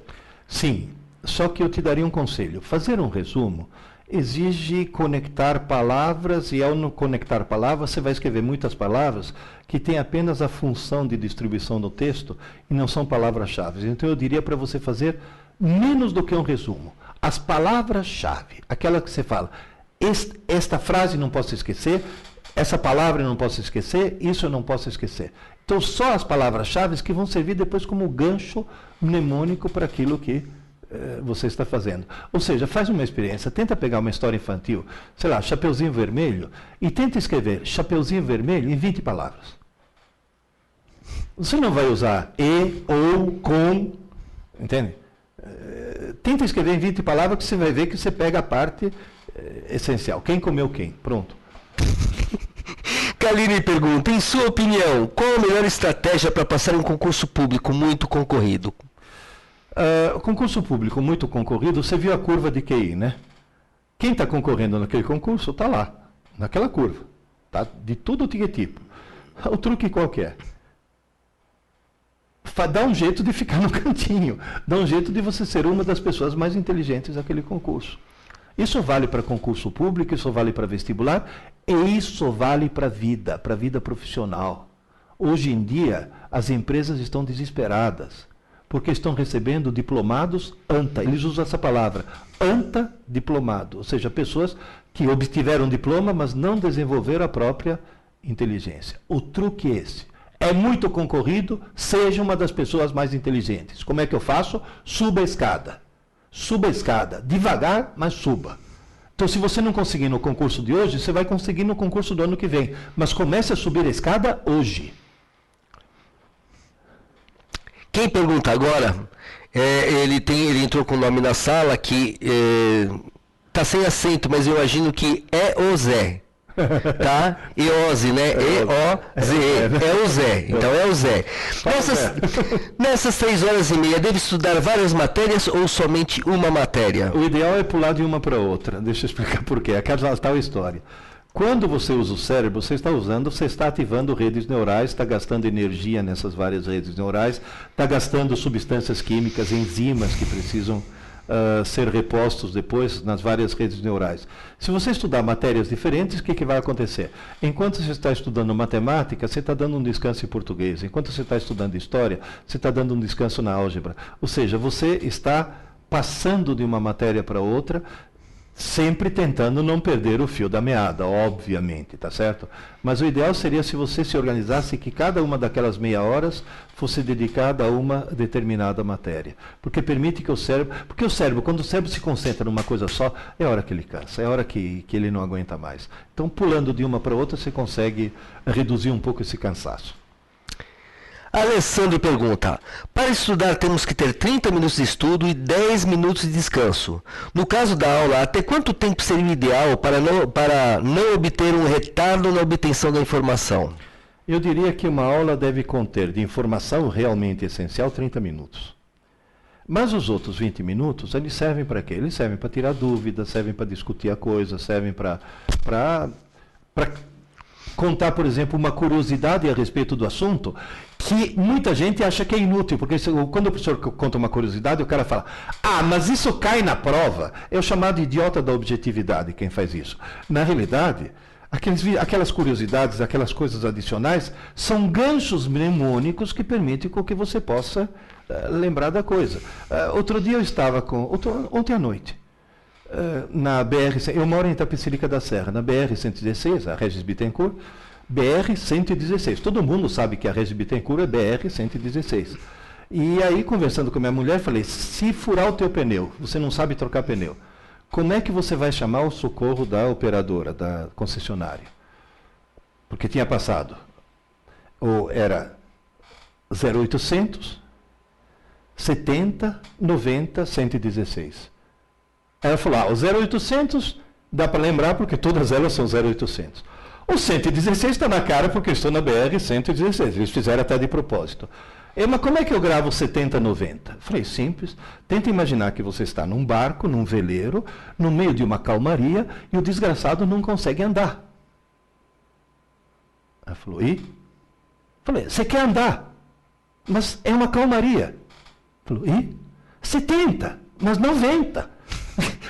Então, bem que você 70, você tenta, mas 90. Ela falou, mas isso é muito infame. Sim, é infame, mas você nunca mais vai esquecer isso, porque justamente você criou um gancho mnemônico para a coisa. E vocês também não vão esquecer nunca mais. Você vai rezar furar o pneu só na BR-116. O Davi pergunta, professor Pierre, após assistir uma aula, caso eu converse com outras pessoas sobre a informação assistida, realizando um debate, é possível fixar a informação? Professor Pierre, você recomenda algum artigo?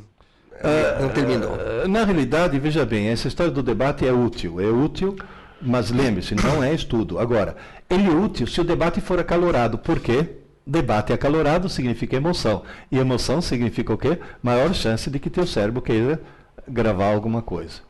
Artigos, olha, eu aconselharia uma enormidade deles, mas eu vou te dizer. Faz uma coisa, eu tenho um site. Entra naquele editora.tv, você é remetido inclusive para o meu site, dá uma olhada nos vários artigos que eu escrevi naquele site, que já é um bom caminho, porque lá inclusive indica uma certa bibliografia, né? Ótimo. Daniel pergunta, a leitura do período de entender a matéria, para quem estuda sozinho, deve ser quebrada em ciclos de 30 minutos? Bom, agora você está lendo para efeito de estudo, você está lendo para entender, para depois você aprender. Existem duas técnicas aí. Como é o nome dele? Esqueci. É o Daniel. Daniel, tem duas técnicas. E eu descobri que essas técnicas variam de pessoa para pessoa. Uma das técnicas qual que é? É o sujeito ler o texto, direto, ler. E depois pega papel e lápis e relê, anotando as coisas importantes. A segunda técnica, que muita gente usa, qual que é? Não fazer a primeira leitura. É já ir fazendo isso. Eu prefiro a primeira técnica. Por quê? Porque você já tem uma visão geral. Portanto, na hora de fazer o que é importante, você já tem uma ideia do que é realmente importante, entende? Então você já fez uma leitura geral e depois... E nessa leitura geral, eu diria que os 30 minutos são mais do que suficiente. Dá sempre um intervalinho. Sempre. O intervalinho é fundamental, desde que seja um intervalinho, não vai exagerar, né? Júnior, é a pergunta que eu gostaria de fazer. Só que para você passaram-se o semestre, né? Para mim passou quase uma vida, mas tudo bem. Já passou um mês de aula no semestre. Não segui a filosofia, aula dada, aula estudada hoje. Que estratégia pode me ajudar para armazenar o tempo e o conteúdo perdido? Em primeiro lugar, comece a fazer aula dada e estudada já. E não tente recuperar o tempo passado de uma vez. Faz uma coisa, comece a estudar corretamente agora. Mas eu tenho que voltar. Então, atenção, na hora de voltar, seja seletivo. Eu estou voltando numa coisa que vai servir de pré-requisito para o que eu estou vendo, volta. Estou voltando numa coisa mais ou menos independente que não vai servir de pré-requisito, espera. Você vai dizer, e quando é que eu vou recuperar isso? Fins de semana, é para isso que servem os fins de semana, para recuperar o tempo perdido. Davi pergunta, professor Pierre, você recomenda um artigo para me aprofundar no funcionamento do cérebro para fixar informação? Que ele não tinha terminado o texto, mas você já acabou respondendo isso, tá? Sim, eu aconselho, olha, é meio cabotino falar isso, é meio autoelogioso, mas infelizmente é verdade. Leia meus livros que você vai realmente perceber muita coisa. A Kaline carinhosamente comenta: parabéns, professor, o senhor é muito inteligente. Bom, eu tenho 70 anos subindo a escada, dá para subir a escada bastante. Mas tem que subir a escada. Isso é fundamental. E fazer ginástica mental, palavras cruzadas, xadrez. Xadrez eu sou um péssimo jogador, já descobri que nem vale a pena. Mas eu ganho também, viu, no xadrez. Sabe como? Eu pego o mestre em xadrez, falo, eu te desafio. Ah, porque eu sou mestre em xadrez. Eu não, eu sou péssimo. Só que, por favor, olha esses papeizinhos aqui, sorteia um. Ele sorteia, fala o nome de uma peça. Torre, abre. O que está escrito? Cavalo. Ótimo. No nosso jogo, a torre se move como se fosse um cavalo. Sorteia outra. Fala o nome de uma peça. Peão. A rainha. No nosso jogo, todos os peões se movem como se fossem a rainha. E faz isso. Aí eu ganho. É claro que eu ganho. Porque tanto para mim quanto para ele é uma novidade. Só que para mim é uma novidade na qual eu me ponho a pensar. Ele não consegue porque está com a cabeça tão bitolada nas regras do xadrez que ele acaba perdendo. Isso é uma forma de ginástica mental, viu? Excelente. Mudar todas as regras nesse sentido. Mudar as regras. Phil pergunta: costumo explicar as matérias para outros alunos do meu colégio. Isto seria como estudar ou não? Sim. Olha, tem um ditado entre os professores que diz: se você quiser realmente aprender um assunto, dê aula dele.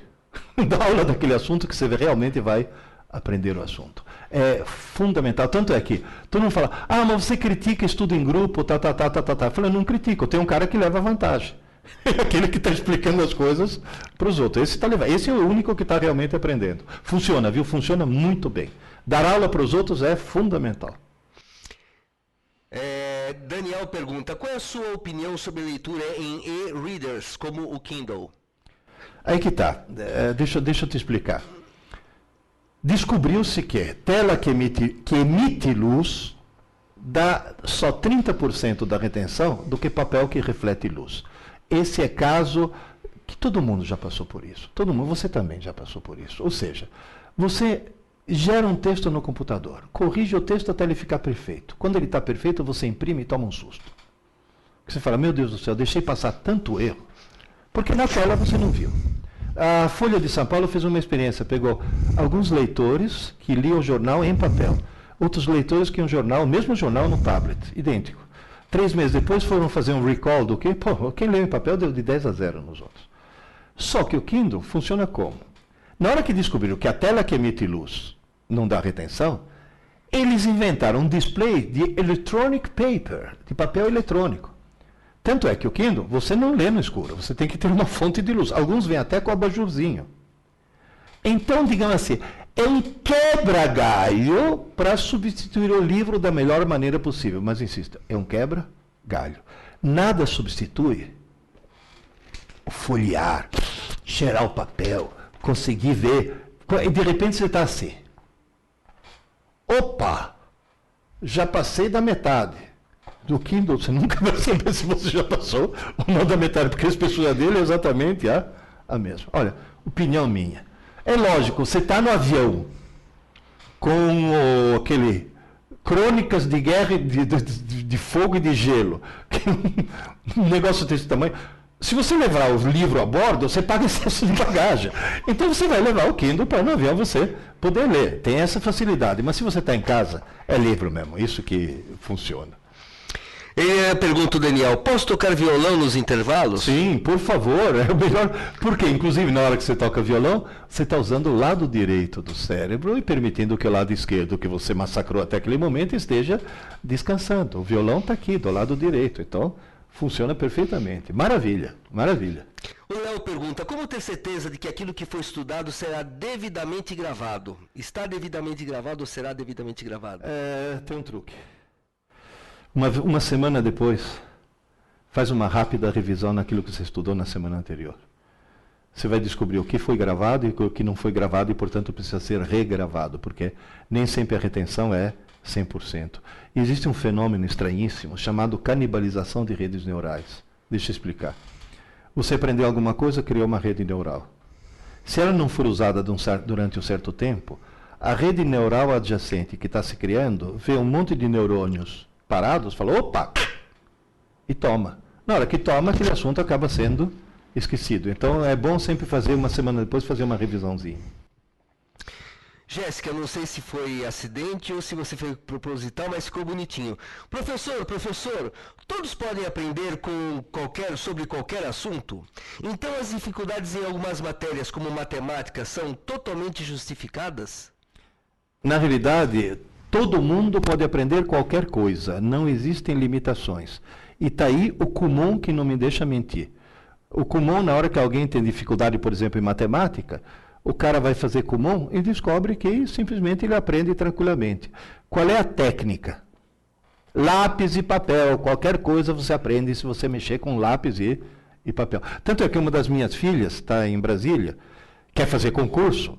Ô pai, eu tenho um problema em matemática, você que conhece o pessoal do Kumon, não podia pedir para eles para fazer um curso de Kumon pela internet? E falei, filha, mas a essência do Kumon é o lápis e o papel, como que vai fazer pela internet? O cara tem que escrever, não adianta. Não. Kaline pergunta, nossa, acho que Kaline, eu sei em parte a resposta dessa pergunta. Algum tipo de exercício para estimular o cérebro?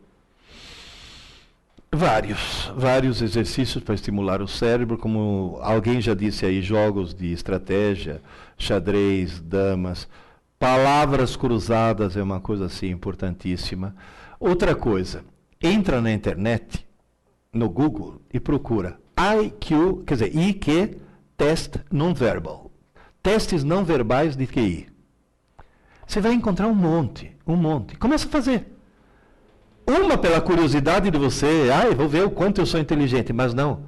Outra, porque quanto mais você fizer esses testes, mais você acaba se tornando mais inteligente, porque a cada teste que você resolve, é uma rede neural nova que você está ativando. É uma coisa assim fantástica.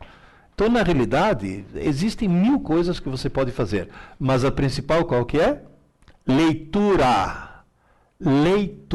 Ler muito, nem que seja para ler Júlia, Bianca, Sabrina, Crepúsculo, essas coisas horrorosas, mas pelo amor de Deus, leia. Isso é fundamental.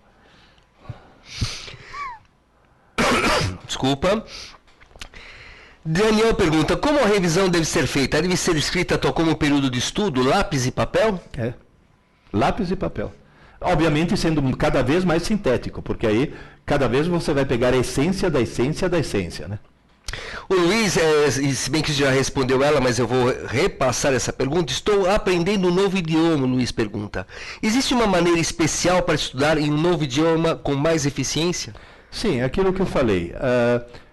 Assista um filme com o idioma original e a legenda no idioma original.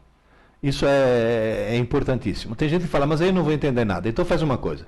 Assiste o filme dublado. Você vai entender tudo. E depois, 3 ou 4 meses depois, faz isso que eu falei. Assista de novo com o idioma original e legenda no original. O enredo você já sabe. E aí você vai contextualizando e você vai acabar aprendendo dessa forma. Essa é a maneira com a qual a criança aprende o idioma. Ou seja, contextualizando. É a única maneira que você tem de realmente aprender. Eu vou te confessar uma coisa. Eu sempre falo que eu falo inglês. Mentira. Eu falo inglês muito mal. Por quê? Porque eu aprendi inglês lendo. Eu leio e escrevo com muita fluência. Só que na hora de falar, não sei como pronunciar a bendita da palavra, que eles têm umas regras malucas. Mas, na realidade, eu aprendi lendo. E lendo o quê? Ficção científica, Isaac Asimov. Eu queria saber o fim da história. Eu li 3, 4, 5 volumes deles em português. O 6º, que contava o fim da história, acabou de ser lançado. Eu estava em Nova York, vi nas vitrines, falei, comprei. Estava em inglês, não teve problema. Comecei a ler em inglês. Na primeira lida entendi 30%. Aí eu peguei e li de novo, já entendi 60%. Na terceira. Na quarta já estava lendo fluentemente. Sem pegar num dicionário. Isso que é importante, sem pegar num dicionário. Por quê? Porque contextualizando você vai acabar entendendo o significado das palavras. Matheus pergunta, foi o que você falou durante a aula, inclusive. Tenho aula à noite e se eu deixar para estudar no dia seguinte, eu perco essas aulas? Perde. Infelizmente, perde. Então, na realidade, é melhor você perder meia hora de sono, acordar meia hora mais tarde se puder, ou coisa desse tipo, mas tem que ser Na aula que você teve à noite, aquela aula vai ter que ser estudada na mesma noite, com papel e lápis. Isso sinto muito, o cérebro humano exige isso. Não fui eu que inventei isso, é o cérebro. O Júnior pergunta, tenho dificuldade em me concentrar em leituras de novos conteúdos na faculdade. Tenho que ler várias vezes até entender para posteriormente passar a estudar. Como posso ganhar tempo nesse processo? Veja bem, duas coisas. Primeiro, se você tem dificuldade em interpretar aquilo que está escrito, isso provavelmente você não é um leitor. Então, paralelamente, você vai ter que usar como forma de lazer a leitura. Desliga o videogame, desliga a televisão, desliga um monte de coisas e ler livros, muitos livros. Isso é um trabalho a médio e longo prazo paralelo. Agora, a curto prazo qualquer, se você tem dificuldade em se concentrar e entender, o que você faz? Escreva. Na hora que você está lendo, pega as palavras-chave, as palavras que você não entendeu, escreva. Palavras desconhecidas, escreva, porque depois você consultar no dicionário. Mas o ato de escrever, ninguém consegue perder a concentração enquanto está escrevendo. Só se for um médium que está psicografando, porque se você está escrevendo, você é obrigado a se concentrar naquilo que você está escrevendo. É a melhor maneira de manter a concentração. Davi pergunta, existem registros de crianças com nível de inteligência acima do normal. Como se posicionar sobre isso, entendendo que a inteligência não é genética? Eu vou te dar apenas um exemplo. Há 40 anos atrás, uma revista francesa de divulgação científica chamada La Recherche, uma espécie de Scientific American francesa, publicou um artigo dizendo que astronomia é ciência, astrologia é superstição. A Associação dos Astrólogos Franceses processou a revista, dizendo que eles estavam difamando a astrologia. A revista, para se defender, fez o quê? Contratou um instituto de pesquisa e pesquisaram uma quantidade enorme de pessoas em termos de inteligência, profissão, talento, vocação, blá, blá, blá, uma série de fatores. E tabularam em função do signo para ver no que cada signo sobressaía. Deu a mesma média em todos, menos no nível de inteligência. Os nascidos em Capricórnio, Aquário e Peixes mostraram ter um nível de inteligência deslocado para mais comparado com os outros 9 signos. Ou seja, os nascidos em Capricórnio, Aquário e Peixes indubitavelmente eram mais inteligentes do que os outros 9 signos. Aí a revista falou, bom, se a astrologia não funciona, não é a influência dos astros. Por que isso? Inclusive é bom vocês tirarem esse sorrisinho de seus lábios, porque é só nascido na França, viu? Que tem cara aí de Capricórnio, Aquário e Peixe já se achando, né? Tô me achando o máximo, né? Na realidade, o que acontece? Quem nasce em Capricórnio, Aquário e Peixe na França, nasce no inverno. No inverno faz muito frio e os pais saem menos de casa e ficam mais tempo com o nenê. E só o fato do nenê, mesmo nas primeiras semanas de vida, ter tido mais carinho, mais amor, mais estímulos, tá? Faz com que essa criança desenvolva um nível de inteligência mais elevado. Então essas crianças superdotadas, na realidade, elas não nasceram superdotadas. Nasceram com características que faz com que os pais, ou o ambiente no qual eles encontram, a tornem superdotada. Eu vou dar um exemplo quase que pessoal. Eu nasci no meio da Segunda Guerra Mundial. Bota estímulo nisso. Você sabe o que é? No meio da noite, alguém te tirar do berço, e eu me lembro disso, te embrulhar num roupão e descer correndo as escadas e entrar num porão porque estavam bombardeando a cidade. Várias vezes isso já me aconteceu. Você vai dizer, mas isso é uma coisa trágica. Eu não sabia que era trágica, eu achava divertidíssimo. Aquela barulheira toda eu achava uma coisa divertidíssima. E esses estímulos adicionais fazem com que, de repente, teu cérebro se desenvolva um pouco mais. E outra coisa que é muito engraçada, que eu discuto no meu livro azul, é o que é genético não é inteligência. Sabe o que é genético? O nível de curiosidade. Se a criança nasce muito curiosa, e se essa curiosidade está num ambiente que essa curiosidade for satisfeita, essa criança vai lá para cima. E não é superdotação genética, é o meio ambiente, né? Professor, comprei todos os seus livros e li todos. Não sou professor, mas gostei muito do Ensinando Inteligência. E agora estou esperando chegar em inteligência em concursos. Parabéns. Oh, obrigado. E eu ensinando inteligência, acho que você gostou por uma razão. Porque aquele no qual eu mostro realmente quais são os mecanismos neurais que fazem com que exista o processo de crescimento da inteligência e o crescimento do conhecimento, do nível de conhecimento. É o mais técnico deles. Provavelmente foi por isso que você gostou mais. O Daniel pergunta, o papel onde escrevemos a matéria que estudamos deve ser jogado fora? Olha, pode ser jogado fora até. Porque eu, por exemplo, estudava, sabe como? Com uma lousa.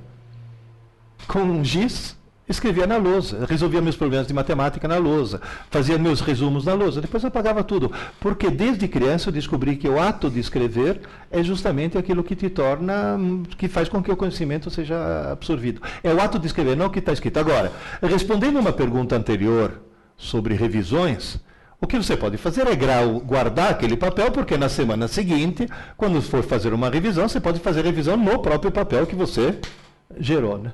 Ou seja, quer um conselho? Crie suas próprias apostilas, no fundo é isso. A Kaline comenta, quando vou me apresentar em público, o nervosismo prevalece e esqueço tudo. Como controlar o nervoso para que não atrapalhe na minha desenvoltura? Você começa se apresentando em público de uma pessoa. Começa fazendo, por exemplo, uma exibição na frente do espelho. Depois chama a mamãe e fala em público, mas perante tua mãe. Depois chama mais gente e faz o público crescer gradualmente. E aí você vai fazer uma coisa que eu faço.